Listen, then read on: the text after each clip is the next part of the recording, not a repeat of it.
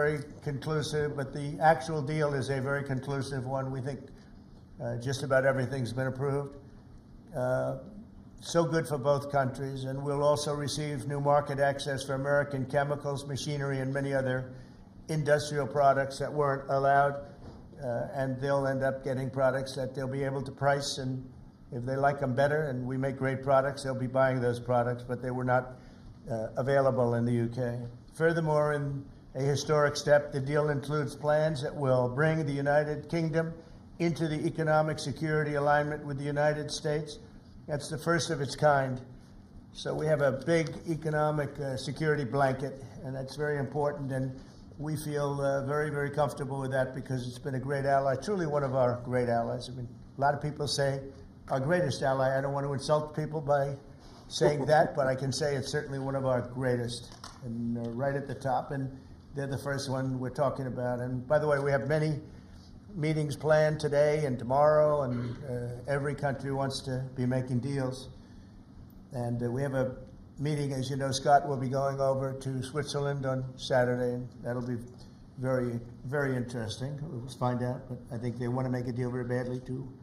Both countries have agreed that the economic security is national security and will be working together as allies to ensure that we have a strong industrial base, appropriate export controls, and protections for key technologies and industries like steel.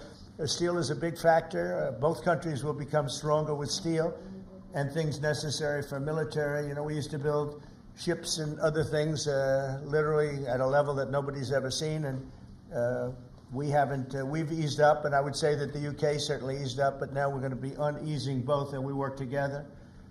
Once again, I want to thank Prime Minister Starmer. He's been terrific for his partnership in this matter. The special relationship and external bond, it's really an external and an internal bond between our two countries will soon be stronger than ever before. And we really do. We have a great relationship. I want to just say that the representatives of UK have been so professional. And it's been an honor doing business with all of them, and in particular the Prime Minister. And I'd like to introduce him now to say a few words. Mr. Prime Minister, please take it away. Thank you, Mr. President, Donald. And this is a really fantastic, historic day in which we can announce this deal between our two great countries. And I think it's a real tribute to the history that we have of working so closely together. Can I pay tribute, Donald, to your negotiating team as well, particularly yes. Howard and Jameson, who've done an incredible job, a very professional job, and my team as well. Two negotiating teams have worked at pace now for a number of weeks to bring in this deal today. Really important deal. This is going to boost trade between and across our countries. It's going to not only protect jobs but create jobs, opening market access. And as you say, Donald, the timing couldn't be more apt, because not only was it 80 years ago today that victory came for Europe after and at the end of the Second World War, but of course on that day the UK and the US stood together as the closest of allies. And Donald, I think even down to the hour, because you may or may not know that it was about this time of day, exactly 80 years ago, that Winston Churchill announced victory in Europe, and that led to great celebrations across Europe, across America, but particularly in the United Kingdom. Literally people going out into the street, putting bunting up, going up to the palace. And so to be able to announce this great deal on the same day, 80 years forward, almost at the same hour, and as we were 80 years ago, with the UK and the US standing side by side, I think is incredibly important and makes this truly historic. That close relationship has endured over those 80 years. As you know, Donald, when it comes to defence and security and intelligence sharing, of course, there are no two countries that are closer than our two countries. And now we take this into new and important territory by adding trade and the economy to the closeness of our relationship. It is built, as you say, on those notions of fairness, and reciprocal arrangements. We've always had a fair and balanced arrangement between our countries. This builds on that, hugely important for sectors like car manufacturing and for steel and aluminium and so many others. And yes, we can finish ironing out some of the details, but there's a fantastic platform here, including, of course, on the tech side, where I think I'm right in saying we're the only two Western countries with trillion-dollar sectors when it comes to tech. And in the end, it comes down to, as you say, Donald, economic security is national security. On national security, we've been absolutely the closest of allies for so many years, keeping the peace through that close alliance, that friendship. And now we add to that this deal on trade and the economy. And I want to thank you for your leadership on that, Donald, and for the way in which your team have negotiated this. And I'm so pleased that we've got this deal, we've finalised it, and we've built an incredible platform for the future. So thank you so much. Donald, I'm now going to go and do a press conference. I think you have your press in with you. But on the details, I think if you've got Howard, we can deal with that through one of my team. That's great. Well, Mr. Prime Minister, thank you very much. It's an honor. We're going to have a continued, maybe a better relationship than ever before. You know, I don't know if the media knows, but the U.S. and U.K. have been working for years to try and make a deal. And it never quite got there. Yeah. It did with this Prime Minister. So I want to just congratulate you. Well, with this President, this Prime Minister, we've managed to achieve what many people have tried to achieve for many years. That's right. And I'm really pleased, and it feels completely historic and on a special 80-year anniversary as well. So, Donald, thank you so much. It's really good to have got this deal over the line. Tribute to both teams, tribute to our countries, and tribute to your leadership. Thank you. Well, it really is a great thing. And you go do your press conference, and I'll see you soon. Maybe speak to you later. But thank you very much. An incredible thing. I can't tell you that for so many years, even as I sat, everybody talked and talked and talked about a deal with. It just seemed like a natural deal, but it was not done. But now it was done with us. So I feel very proud to have been a part of it. Keir, thank you very much. Thanks, Donald, and we'll speak again soon. Very good. So long. Bye.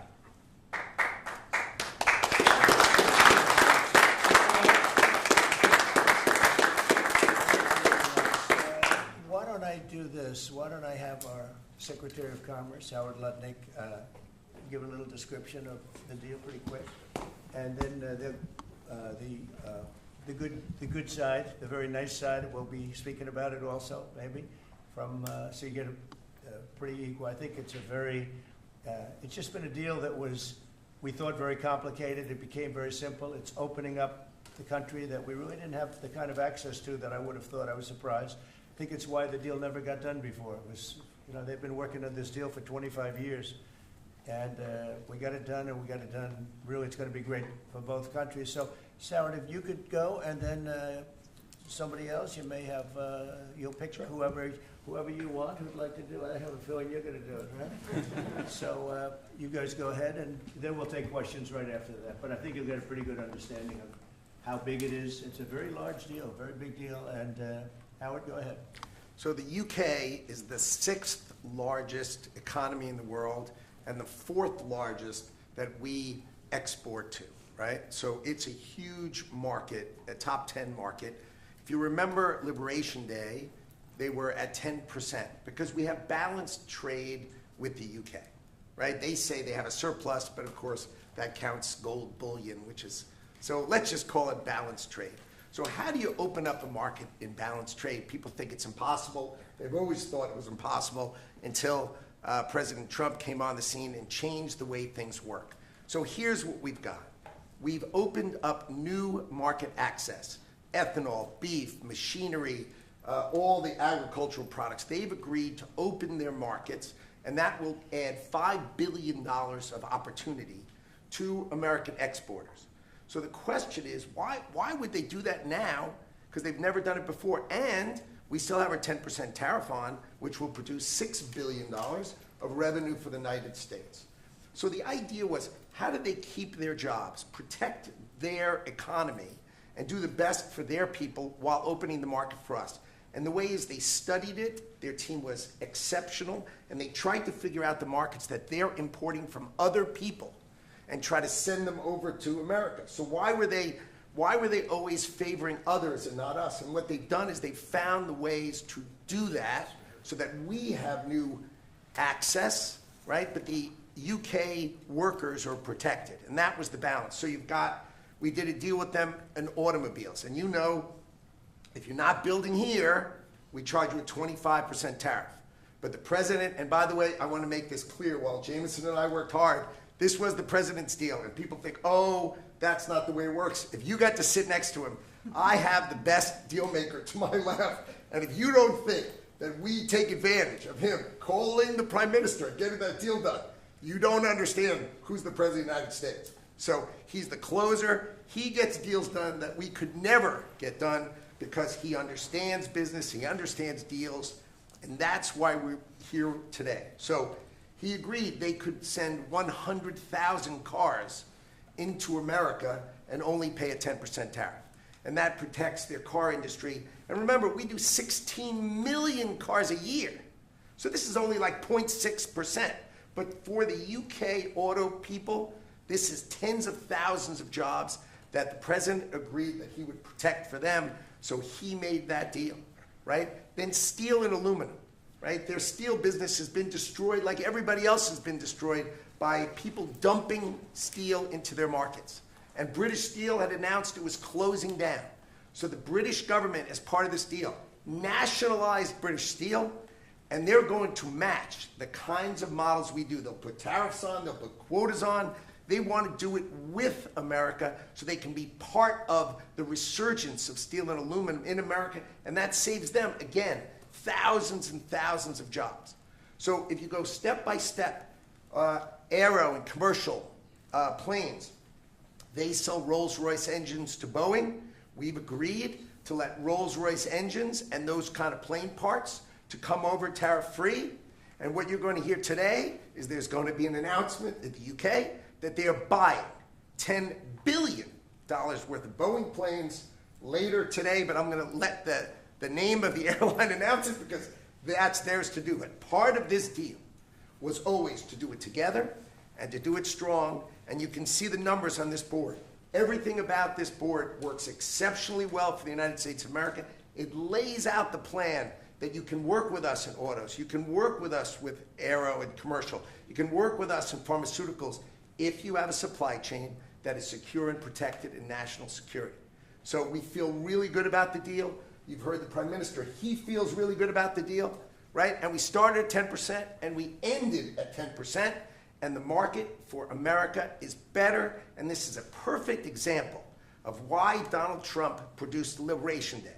People don't understand. He gets things done in a matter of time. This would have taken Jameson and I 3 years, maybe.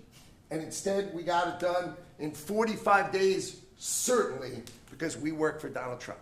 So, Jameson, my partner in all this, maybe Jameson, you'd like to talk a little, and then we'll turn it over to the UK. Sure, happy to do that. Everyone has great remarks. I just have to echo the President and the Prime Minister when we talk about VE Day. This is something we've been waiting for decades, and there's no more appropriate day to do this. And when we step back and we look back a few weeks from now or months from now or years from now, we're going to look back at this day and better appreciate the significance, I think. And I'll just say as well, in terms of negotiating, I mean, the UK negotiators, you know, we've got one right here, did an incredible job, right? This is why you win wars, right? When you act like this, and the ambassador, he knows more about trade than a lot of us here, based on his background. And I would say on this deal, Mr. President, what we've shown is that it is time to change the way we do trade. People said we couldn't do a global tariff. We did a global tariff. They said no one would want to deal with us. People want to deal. They said no one give offers. You saw that stack of offers I showed you yesterday of all those countries. Said we wouldn't get deals, and here we are with the deal with the 6th largest economy. We've agreed to have fair and reciprocal trade, and we've done it in record time. Thank you very much. Sir. Great job. Thank you, sir. Mr. Ambassador, please. Well, Mr. President, thank you very much indeed in hosting us this morning. And thank you very much indeed also for that very typical 11th hour intervention by you with your phone call to the President, demanding even more out of this deal than any of us expected. So thank you for that. The Prime Minister was delighted, obviously, to take that call late at night. But you took it to another level, and I think the point I would make is twofold. One is that if we're going to rebalance and rebuild international trade in a way that serves all our interests, then we're better doing that together than separately and apart, and that's what we're on a mission to do. But secondly, you've done what you said you would do. You said to the Prime Minister when he came and we visited in the Oval that you would do a good trade deal with the United Kingdom, that you would do it at pace, and that we would be first. And you have delivered that. You know, you've been true to your word. So thank you very much indeed for that. For us, it's not the end. It's the end just of the beginning. I mean, there is yet more we can do in reducing tariffs and trade barriers so as to open up our markets to each other even more than we're agreeing to do today. But it also provides us with the platform, the springboard, to do what I think will be even more valuable for both our countries in the future, and that's creating a technology partnership between the United States and the United Kingdom so that we can harness science and technology in order to create future industries and future jobs, and to do that together in the way we work so closely already in the national security and defence area. We can just take that to yet further areas of science, enterprise and endeavour. So we're looking forward to doing that in the coming months. You've launched us extremely well today. It just, in my view, as the Prime Minister has said, just shows what two countries who trust each other, who are confident in each other and are familiar with each other can do, not just for ourselves, but for the rest of the world who need to benefit from a bigger and better international trading system. Thank you very much. That was beautifully stated. What a beautiful accent, too. I'd like to have that accent. Thank you. My mother would be proud. Thank you very much. Any questions? James Matthews from Sky News. Yes. Can I ask, why Britain and why now? And you've described this deal as a full and comprehensive deal, and yet we've just heard from Mr. Mandelson it's the end of the beginning. Clearly, there's much more work still to do. With respect, are you overstating the reach and significance of this deal because you're a president who needs a result at a difficult time? I think that it's a great deal for both parties. It's for us. We're opened up. I didn't know how closed it was. Quite closed, the market, as you know, the UK, and it opens up a tremendous market for us, and it works out very well, and a lot of assets. You see the chart, and those are tremendous assets. But we've been trying, and when you say why us, meaning your country, we've been trying for years, and they've been trying for years to make a deal, including when I was in the, first term. It would always be people talking, but they weren't getting it done. But for 25 years before that, they were trying always to make a deal, a very significant deal. I actually, until I looked at the numbers, I didn't realize this is a very conclusive deal, but we think we can grow it even from that. But this is a maxed out deal, not like you said it. You said it really incorrectly. This is a maxed out deal that we're going to make bigger, and we make it bigger through growth. But we have tremendous assets involved. I was surprised to see how big your country is in trade, actually. One of the biggest in technology and so many other things. It's agriculture. I really didn't know. It's depending on your definition, it's from 4 to 5 to 6. That's pretty big in the world. So I was very impressed by that. But we're going to take it to new levels. It's a very big deal right now, but I think it is going to grow just of its own volition. It's going to grow, and over time there'll be changes made. There'll be adjustments made because we're flexible. We'll see things that we can do even better. But it's very conclusive, and we think everyone's going to be happy, and the people of your country are going to be very impressed with the result. And they'll be able to buy from more people. They'll be able to price things differently. They'll be able to get some products that aren't available to them now that we make better than anybody in the world. And it's just something that it's a great thing that it came together. It's so nice because we have many countries want to make a deal, and many countries are very unhappy that we happen to choose this one, to be honest with you. But it's a long time, our oldest ally, or just about. I guess a couple of people claim that too, but let's put it right at the top. I think it's going to be something very special for UK and special for the United States. Mr. President. Thank you, Mr. President. Reagan Reese with the Daily Caller. How close are you to more deals, and when do you expect the next to be announced? Well, very close. We have numerous deals. I know Howard's going back. As soon as this is finished, your press conference, he's got numerous. And Scott, who's right over here, who's fantastic, by the way. You were great on television this morning. I watched you. That was very He gave them a little lesson in the world and economics. But Scott's going to be going to Switzerland, meeting with China, and they very much want to make a deal.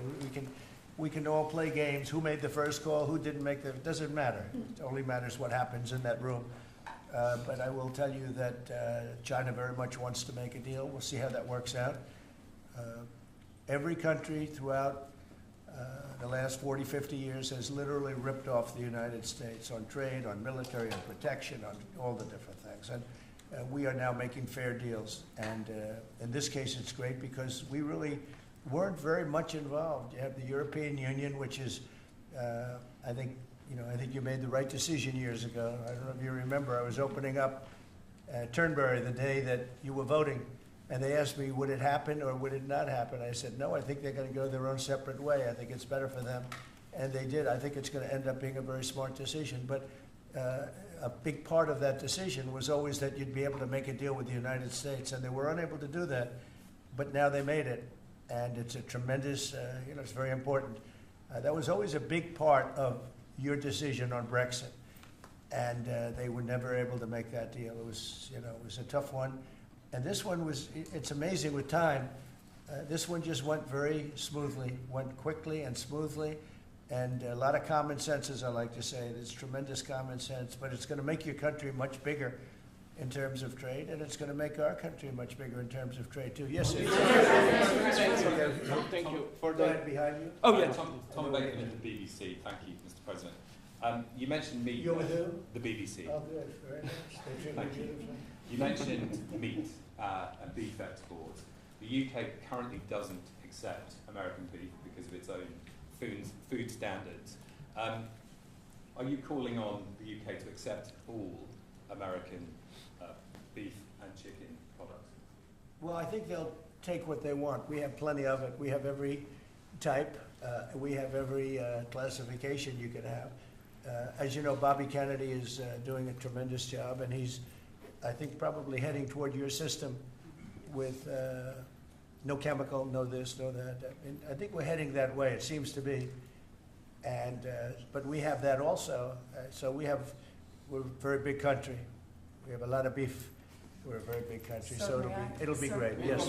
Yes. You want me to jump? Yes. Let's talk about American beef really quickly, and it can't be understated. I'm Rick Rollins, by the way, how important this deal is and what this means to American farmers and ranchers. Specific to the beef, this is going to exponentially increase our beef exports. And to be very clear, American beef is the safest, the best quality, and the crown jewel of American agriculture for the world. So I think a really important part of this deal isn't just the ethanol reducing of tariffs from 19 to 0, which for our row croppers is a huge deal, but also for beef. And as we move forward, I know our incredible trade team is looking at all of the meats, all of the produce, really all of our agriculture exports. And I don't know if there's an industry that has been treated more unfairly and has suffered more than our agriculture industry. So we look forward to, I'll be in the UK on Monday, talking to my counterpart over there for next week, and look forward to moving that out across the country. The president is I think incredible we could say defender that we have the best in the world,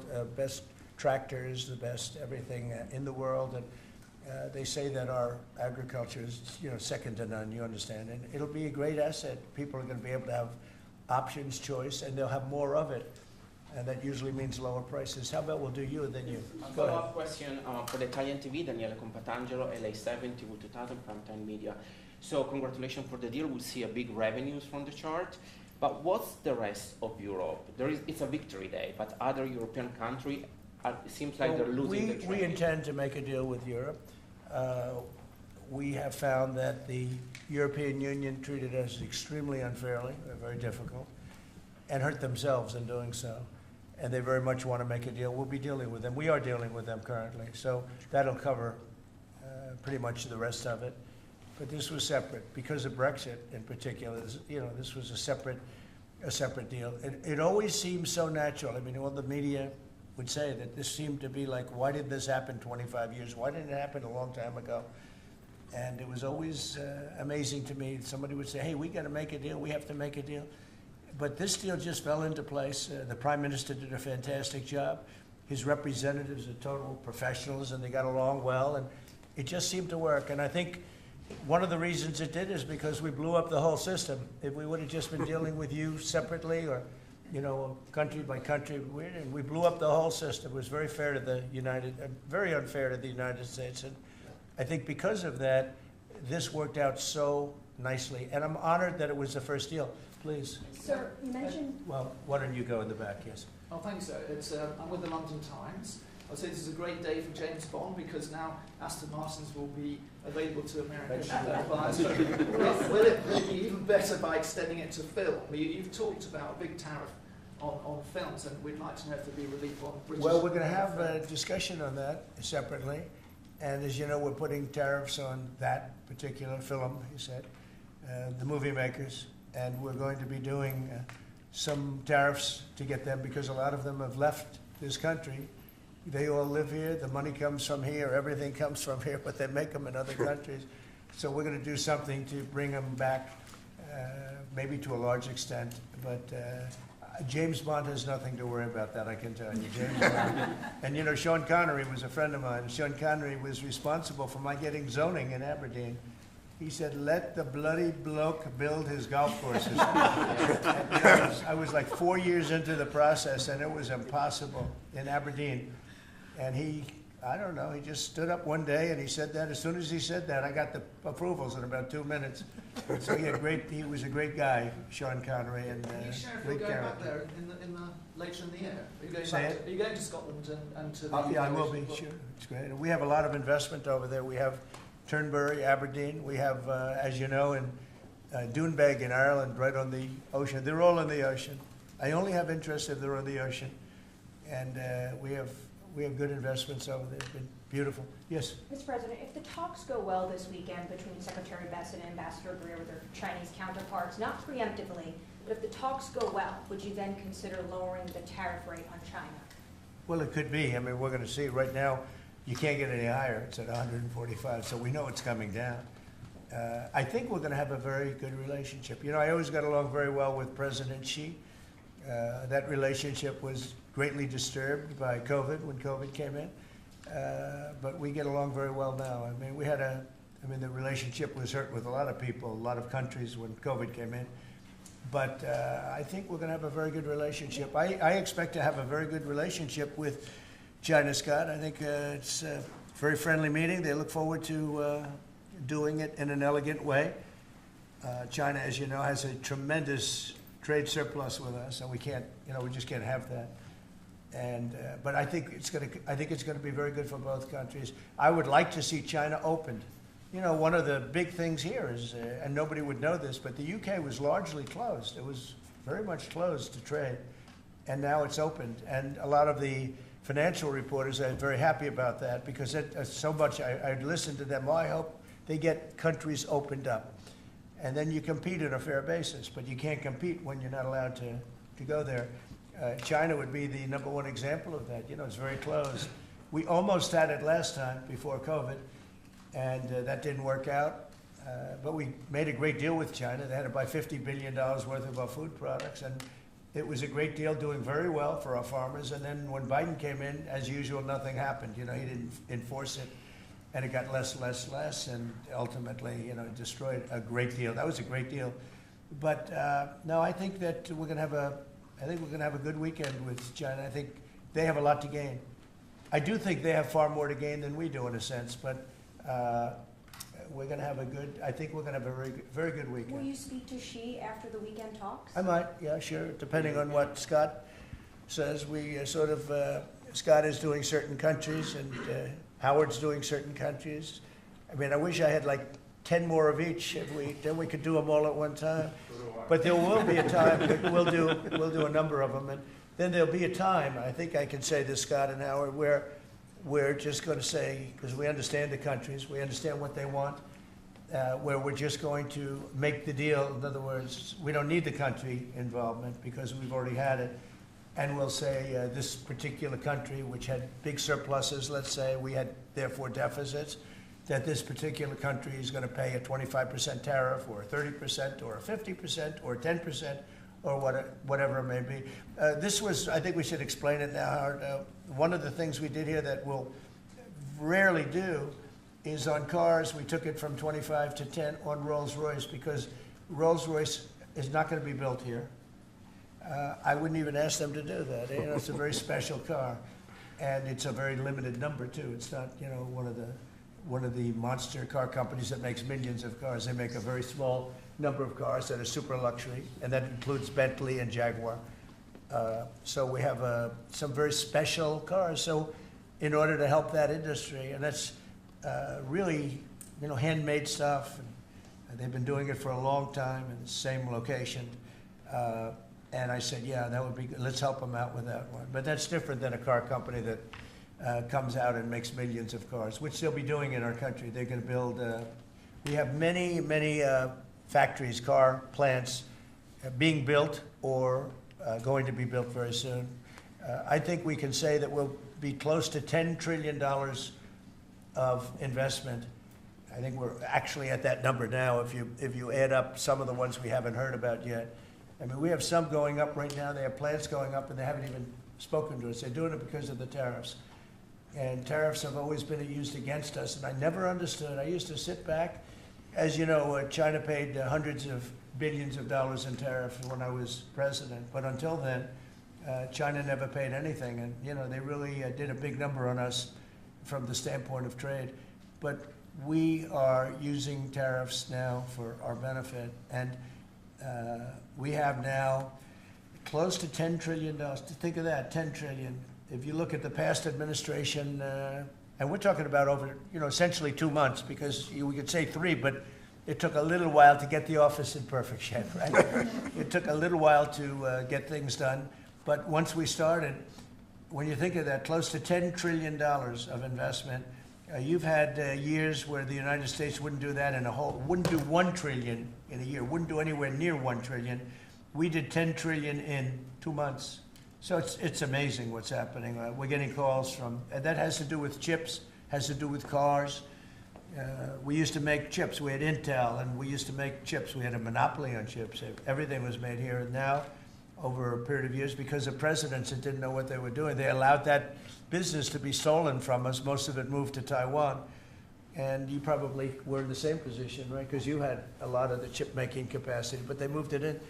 And if we would have said, that's fine, if you want to move it to Taiwan, that's good, but if you want to sell back into the United States, we're going to put a 50% or 100% tariff on, they would have never left.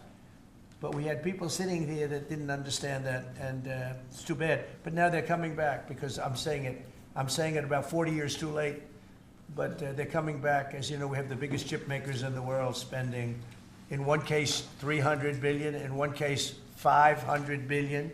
Same as Apple, and in another case, $200 billion, and we're going to have a large share, a very, very substantial share of the chip-making market. You said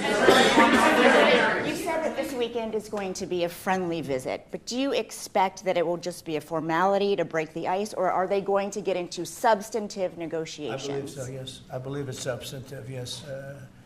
I think people like to say, yes, we're having a meeting to meet. Well, we're meeting, so what are we going to do, talk about meeting again? So I think it's going to be substantive. I think we can say that, right, Scott? Very substantive. Now, China wants to do something. And look, they have to at this point. You know, essentially, they made $1 trillion a year, and now they have absolutely, no business because of the tariffs. They have no business, and they want to have business, and we want them to have business. We want them to do well. We want them to do very well. So I think it's going to be very substantive. Because business has slowed down, as you mentioned, we're seeing, China. but we're seeing as a result, the ports here in the U.S., the traffic has really slowed, and now thousands of dock workers and truck drivers are worried about their jobs. That means we lose less money.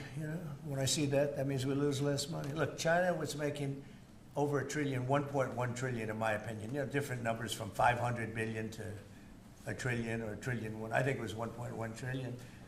And frankly, if we didn't do business, we would have been better off. Okay, you understand that. So when you say it slowed down, that's a good thing, not a bad thing. But we're going to make it so they can. I'd like to say they can do better, actually, in terms of the bottom line. We'd like to see China opened up so we can compete in China and give people something that they've never had, access to something. That'd be great for the world. It would be great for our businesses, and I think it would be great for friendship. I really expect a lot of people think I'm a militant guy. I'm really not. I think that trade can bring a greater friendship with China. It can be something good. But one of the things that I know Scott's going to be talking about very high on the list is open up and let our businesses go into China, because when you talk about a closed country, that's a really closed country. And I think it would be great if it was opened up. It'd give people a lot of choice and would create a lot of jobs, a lot of everything. So I think it would be a great thing for China. And that's going to be one of the things we'll be discussing, like we discussed with UK. Thank you, Mr. President. Please. So what does Britain have to do for you to drop the baseline 10% tariff that you're maintaining? Well, I think that's set because that has to do with a lot of different things, including past. There are a lot of past things that we talk. This is very inclusive. We included everything, and that's pretty well set. Yeah, please. Yeah, Mr. President, the 10% baseline tariff remaining in place, is that a template for these future trade deals? You say you're going to keep it here. No. Is it going to stay in every case? No, that's a low number. They made a good deal. Some will be much higher because they have massive trade surpluses, and in many cases they didn't treat us right. One thing with UK, they had it somewhat closed, not like a China as an example, but they always treated us with great respect. So they treated us with great respect. The template of 10 is probably the lowest end, and therefore they made that deal. But they we've had just a very special relationship with them. Like, I won't do that deal with cars. I mean, unless somebody shows me that there's another kind of a car that's comparable to a Rolls Royce, then there aren't too many. This is a good commercial for Rolls Royce. They're going to order a lot of cars. Mr. President, I wonder whether you'd like to buy. Well, the last time this happened, I ended up. I would be happy to suggest a discount, obviously a very modest discount. We have to protect our profit margins. I've had many of them, actually. The last time that happened, I ended up buying a Tesla.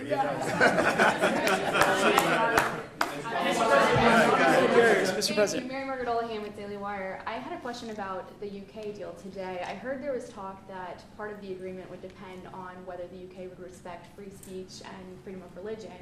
I know the VP is really interested in that, talked about that earlier this year. Was there any assurances that you guys got on that front? You want to handle that?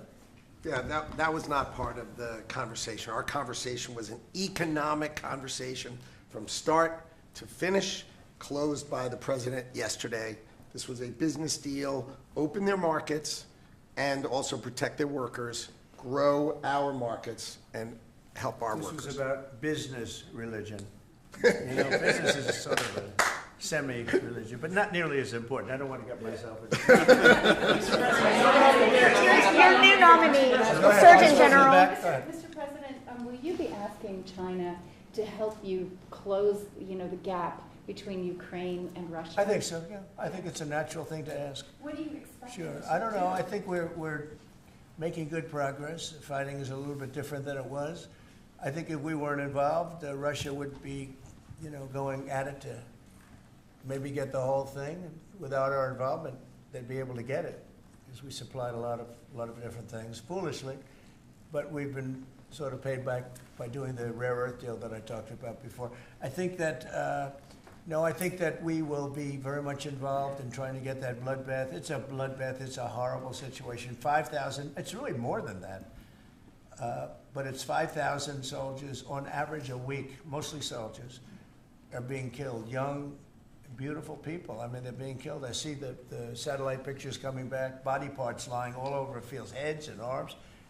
It's so terrible. I've never seen anything like it, actually. And if we can get that stopped, that will be a great accomplishment. And we're trying very hard, and I think we're close. And Mr. Witkoff is talking constantly back and forth. He's a real professional who's got a great relationship with both countries. And I think we have a good chance. And likewise, we're trying to work on Iran to get that solved without having to get into any bombing, as we say, big bombing. I don't want to do that. I want them to work a deal. I want them to be very successful. Your new nominee. Thank you, Mr. President. Edward Lawrence from Fox Business. Yes. On the non-market barriers, how did you get the UK to bend, and what was the 11th hour deal or ask? Well, I think it was really just a part of the overall. I mean, they have so many things that are so good for them. It's going to be so good for the country. And that was sort of easy. It wasn't, we had non-market, I call it non-market or non-monetary trade barriers. And we had quite a few of them. Not nearly as bad as some countries. Some countries have, you know, they have virtually no tariff, but the rest of it is so brutal you can't do business with them, right? So it's a very important question, actually. No, I think the overall deal just worked out very well from their standpoint. They were willing to give that in order to get other things, and you might want to speak to that, Mr. Ambassador. Look, the point about the deal is that we will continue reducing tariffs and non-tariff barriers. This is a continuing picture. It's a movie. It's not a still picture here. It's a movie. Yeah. It continues. And we're both committed to freeing up trade between our countries. We're both committed to freeing up investment between our countries. And the point about this deal is that it provides a very good template and a very good launch pad for what we can continue to do and build on in the future. And that's what we're both determined to do. You know, many of the, well, wait, better not say. Many of the, we'll keep it confidential. Yeah, how about just one more little thing, right? It got the deal closed, and it was handled very well from the other side, too. But many of these things that we're talking about, we've been talking about this for 25 years. It's hard to explain when, if you weren't sitting behind this beautiful Resolute desk, you just wouldn't get it. I have been hearing about making a deal with UK for 25 years. Mm-hmm. And especially around the time of Brexit. They wanted to make a deal, so they came out of Brexit and they make a deal, and how natural. And it just couldn't be done. It couldn't be done. Good people. And this is a bigger deal. This is a much bigger, better, stronger deal for both of us than we ever even contemplated before. It's a big deal. Virtually everyone said that it would end in failure, it would end in tears, and it's ended in exactly the opposite. Yeah. But, Mr. President, can I say that that is due to Secretary Lutnick and Ambassador Greer, who've been absolutely fantastic. But right. Yesterday I received a call, a very diplomatic call that just edged things over the line, and that was from your new ambassador in the United Kingdom. Who is terrific. Right? Warren Stevens, he's here. Where is Warren? Right here. Hello, Warren. He's flying to London tomorrow night. He's going to be very popular with the British people. He's going to be a very successful ambassador. Under nominee. Were you disappointed? And he's got plenty of cash. Okay, plenty of cash. Are you planning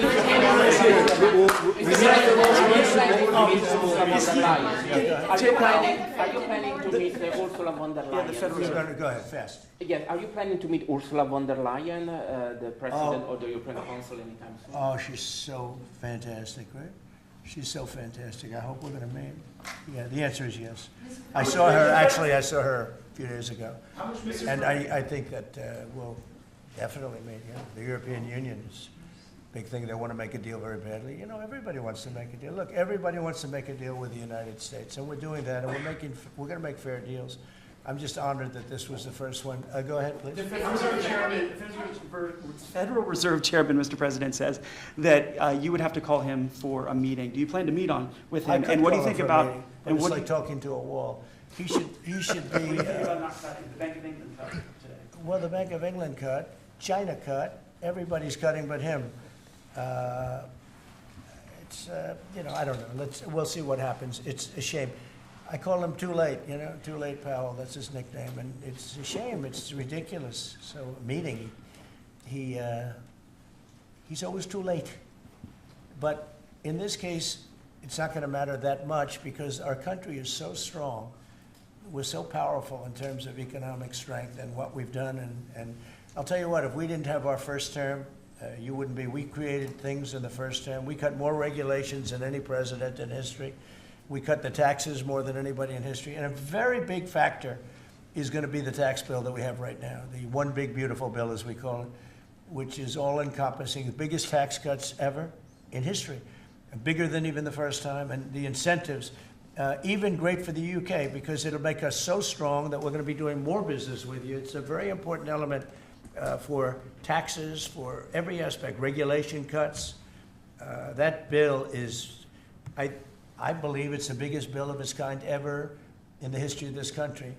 And Speaker Johnson and Leader Thune have done an incredible job. I mean, I'll let you know, we have to get a vote, but we have a lot of support for that bill. And if that happens on top of all of these trade deals that we're doing, this country will hit a point that you better go out and buy stock now. Let me tell you, this country will be like a rocket ship that goes straight up. This is going to be numbers that nobody's ever seen before. That's a very important element of all of this. If we get that. If you don't, and the Democrats are fighting it only because they want to fight. They have Trump derangement syndrome. If it was somebody else, they wouldn't fight. If you had a normal person, if you had some stiff sitting behind you, they'd be fine. But they have Trump derangement syndrome. Senator Schumer's become a Palestinian. He's welcome. I don't know when they're going to give him the ceremony, whatever the ceremony may be. It's terrible what's happened to the Democrats. So. Very, very important element of everything, of what we're doing, unrelated to today, but related in the sense that we'll do, if that passes, we'll do even more business with the UK. We'll have so much. It's the biggest tax cut in history. It's going to make our country zoom. It's going to be incentive, as you know, with the deduction basically for work. You work, you build, you plant, etc., your deduction. It's going to be the biggest, it's the biggest bill of its kind ever passed, maybe the biggest bill ever passed. That's why we call it the one big, beautiful bill. You just announced a new nominee for the U.S. Surgeon General who never finished her residency and is not a practicing physician. So can you explain why you picked her to be America's top doctor? Because Bobby thought she was fantastic. She's she's a brilliant woman who went through Stanford, and as I understand it, she basically wanted to be an academic as opposed to a surgeon. I think she graduated first in her class at Stanford, and Bobby really thought she was great. I don't know her. I listened to the recommendation of Bobby. I met her yesterday and once before. She's a very outstanding person, a great academic, actually. So I think she'll be great. Mr. President, your nominee for U.S. Attorney of D.C., do you have a backup plan if this Senate? Oh, I do, yeah, but he's a terrific person, and he wasn't getting the support from people that I thought. He's done a very good job. Crime is down 25% in D.C. During his period of time. I'm very disappointed in that, but I have so many different things that I'm doing now with the trade. I'm one person. I can only I can only lift that little phone so many times in a day, but we have somebody else that will be great. I just want to say Ed is unbelievable, and hopefully we can bring him into, whether it's DOJ or whatever, in some capacity, because really outstanding. To me, it was disappointing, I'll be honest. I have to be straight. I was disappointed. A lot of people were disappointed, but that's the way it works sometimes, That's the way it works. And he wasn't rejected, but we felt it would be hard. And we have somebody else that we'll be announcing over the next 2 days who's going to be great. Companies like Ford and Mattel, with companies like Ford and Mattel recently saying they're going to raise prices on certain products, how long do you think the American public is going to be patient and wait for you? Well, I think they're saying that just to try and negotiate deals with me. Okay? They're not. Look, tariffs are the most misunderstood thing maybe in any form of business, anywhere it is. Oftentimes the country picks them up. Oftentimes the company picks it up. The people don't pick it up. Okay, the people don't pick it up. And if Ford did that, they wouldn't sell any cars. And if Mattel, I don't know, I'm not so sure. They also said they're the only country I've heard. They said, well, we're going to go counter. We're going to try going someplace else. That's okay. Let him go, and we'll put 100% tariff on his toys, and he won't sell one toy in the United States, and that's their biggest market. I heard that. I mean, I watched this guy talking about how I'm going to go counter. I said, well, I wouldn't want to have him as an executive too long. The Ford people I know very well, what they're doing is negotiating with us by saying that. But we don't think that's going to happen. Look, I put out a truth today, and it said that gas is down, gasoline is down, energy is down, groceries are down, eggs are down. I mean, eggs, thank you very much, but eggs are down. When I came in the first week, you guys hit me with eggs. I said, what the hell happened with eggs? Eggs were up like 170% and going up, and they said don't order any for Easter. And we were thinking about ordering plastic eggs like everybody was doing. And Brooke did a fantastic job, agriculture. Brooke did a fantastic job, and we had hundreds of thousands of eggs out here on the lawn just 2 weeks ago at Easter. But you take a look at the cost. Energy's down. Even interest rates are down. Now, if the chairman of the Fed, Jerome, if he would lower interest rates like China did, like I think UK did, but like numerous other countries have done, it's like jet fuel. It'd be great. But he doesn't want to do it. I think he doesn't want to do it. Probably he's not in love with me. I think that's right. It's sort of a crazy reason, but that's the way life is.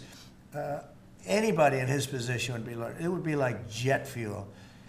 But even without that, we're doing well. But remember this, I've watched you people reporting over the last few months that if we do this, prices are going to go through. Well, groceries are down.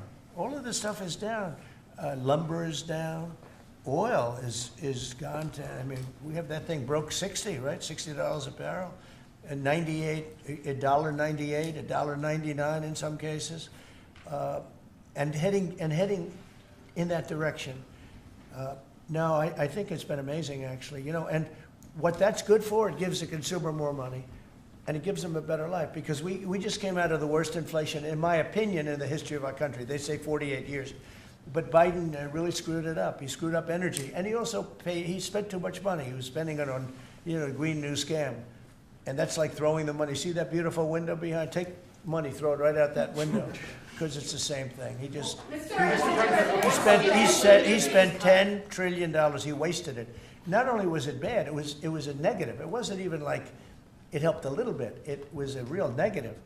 And then on top of it, they let 21 million people into our country without any identification, anything, just let them in. It's very, very sad. Well, we'll do one or two more. On $1.99 gas, $1.99 gas. Violence in India and Pakistan. Go ahead. Who are you with? I'm with the Daily Telegraph.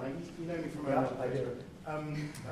How concerned are you about the UK's reliance on China? Chinese money in the money markets, Chinese exports. We're not concerned. Is that something that came up in discussions? I'm not concerned about anything.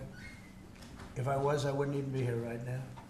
If I was concerned about anything, and it wouldn't be that, but I wouldn't be here right now. No, we're not concerned. We're going to have, I believe, a very good relationship with China, and a fair relationship, and it'll get bigger and it'll grow. It'll grow. As an example, if they open up the country, that'll be the best thing China ever did for itself.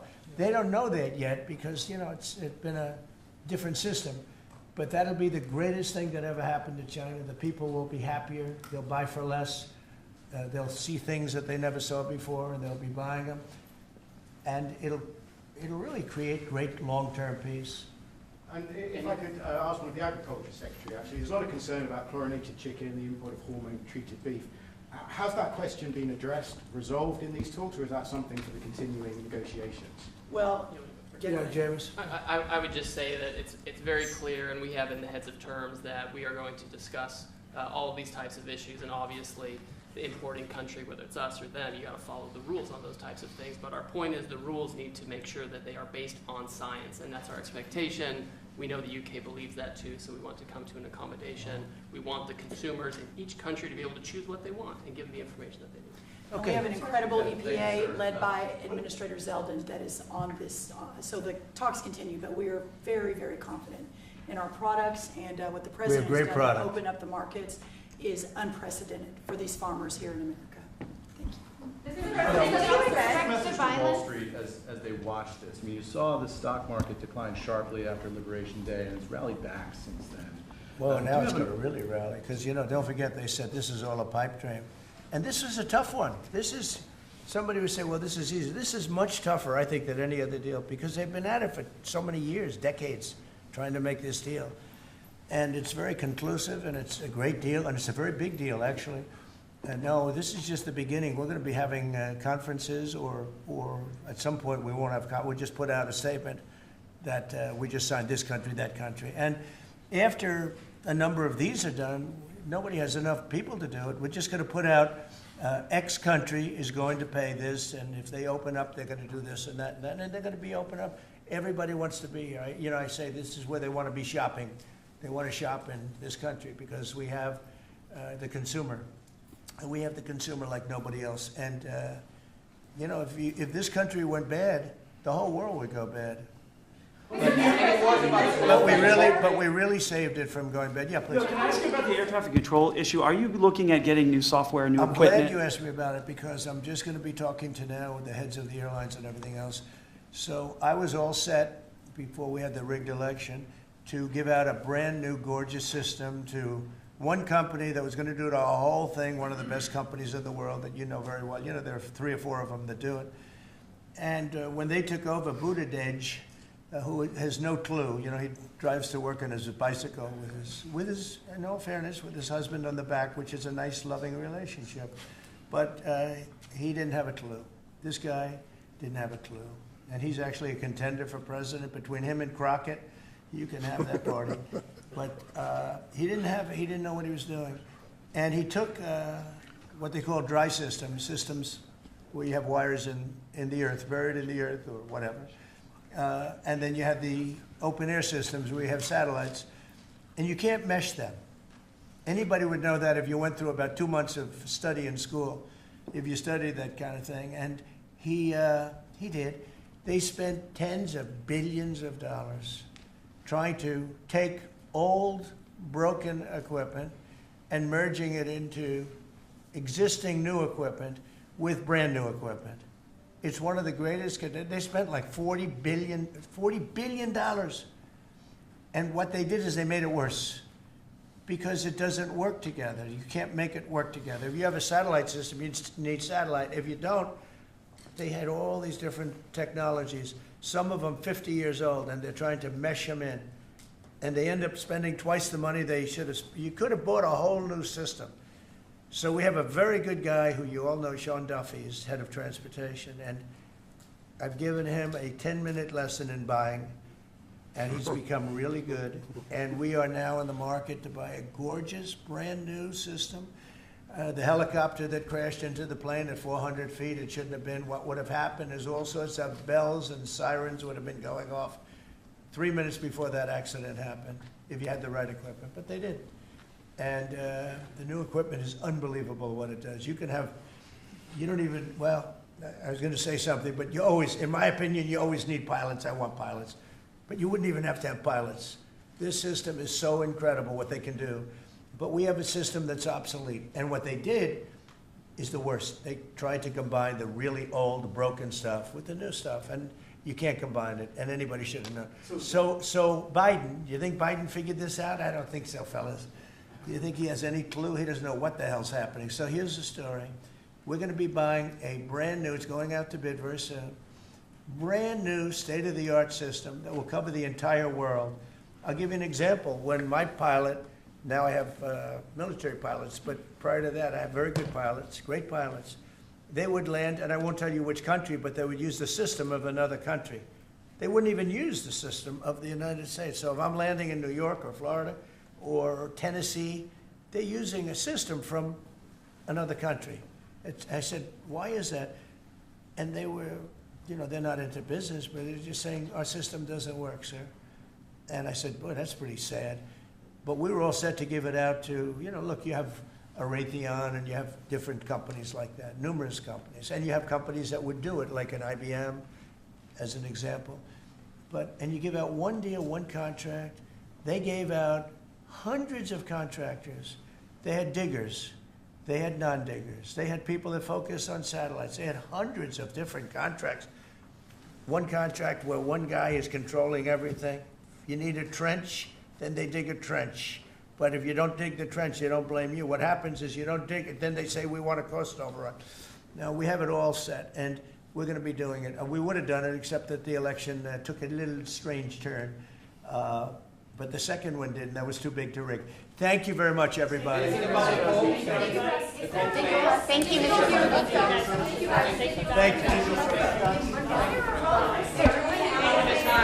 That was really conference from Donald